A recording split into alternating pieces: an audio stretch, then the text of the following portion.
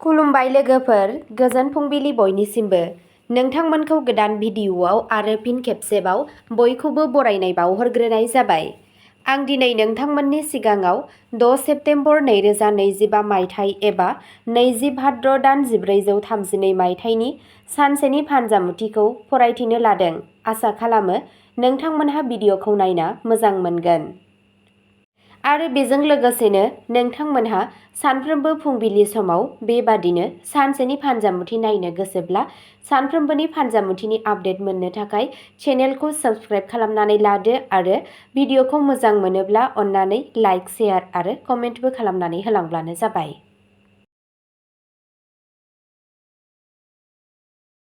मेष राशि, दिनै गोब्राब नाजानाय आरो गावखौ फोथायनायजों खामानिखौ फोजोबनाय जागोन। नोंथाङा नोंथांनि जिउ राहायाव गोदान बिबानफोर मोननो हागौ, जायखौ नोंथाङा जाफुंसारै सामलायगोन। फालांगियारि सुबुंफोरा बादायलायनायजों मोगा-मोगि जानांगोन, नाथाय नोंथाङा देरहागोन। नखराव गोरोबलायनाय थागोन। रमान्टिक सोमोन्दोआव फोथायनाया गोथौसिन जागोन। रांखान्थियारि थासारिया दिदोम थागोन। सावस्रिखौ नेवसिनाङा, समाव जिराय। नोंथांनि दिनैनि खाफालगोनां दिगआ जादों सानजा, खाफालगोनां अनजिमाया जादों 5 आरो खाफालगोनां गाबआ जादों गोजा गाब।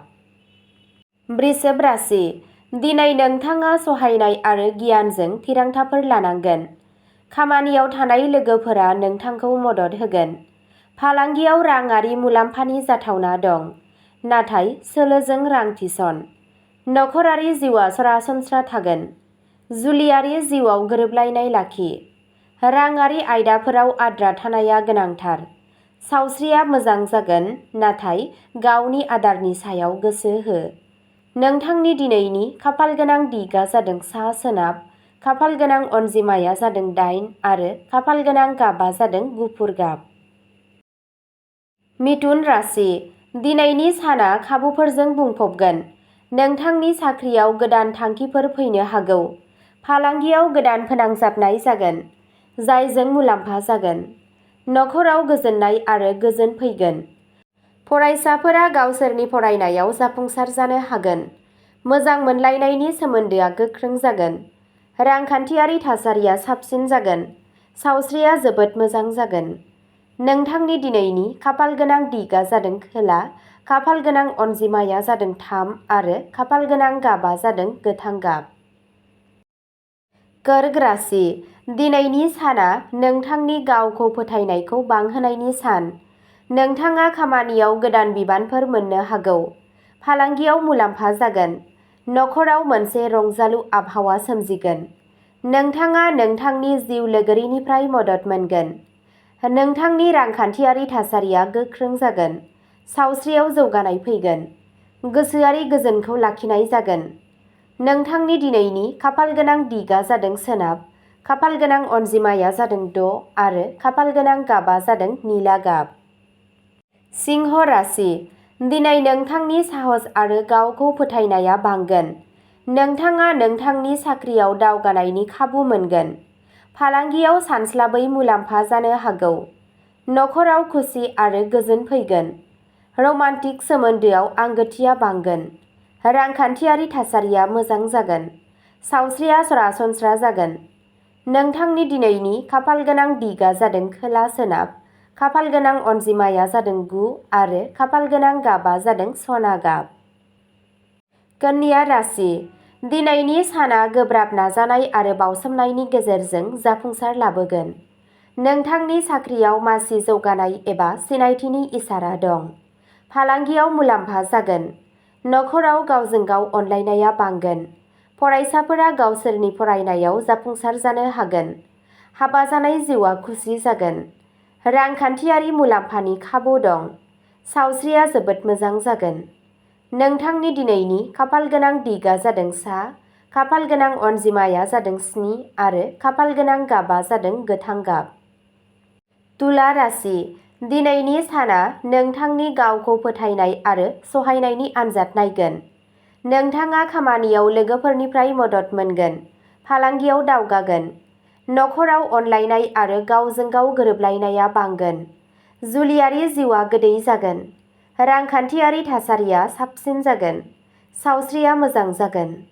नोंथांनि दिनैनि खाफाल गोनां दिगा जादों खोला सानजा, खाफाल गोनां अनजिमाया जादों 2 आरो खाफाल गोनां गाबा जादों गलापि गाब।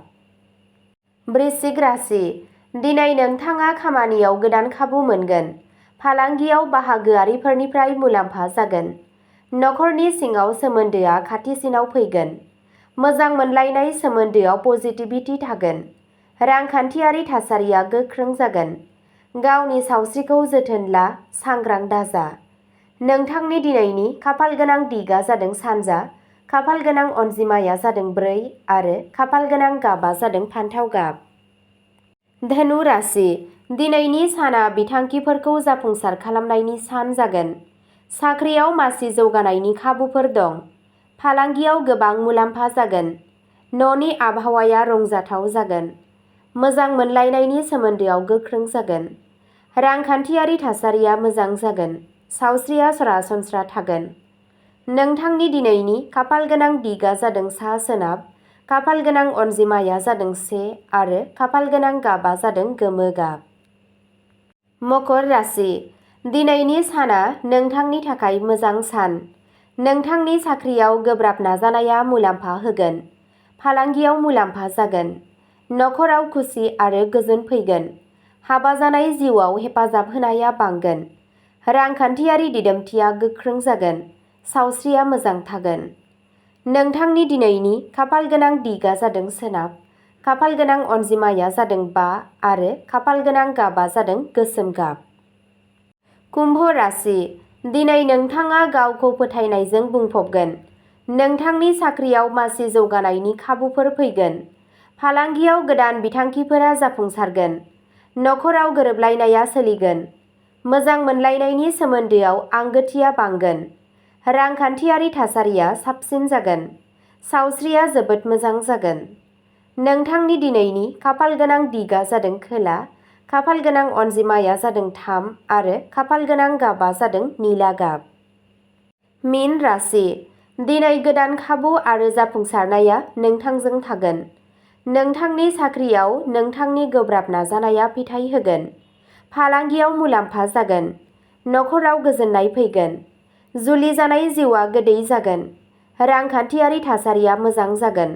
सावस्रिया मोजां जागोन। नोंथांनि दिनैनि खाफाल गोनां दिगा जादों साहा, खाफाल गोनां अनजिमाया जादों 6 आरो खाफाल गोनां गाबा जादों गुफुर गाब। अब्ला दिनैनि राशि फरायथिनाया एसेनोसै। गोजोन्थों।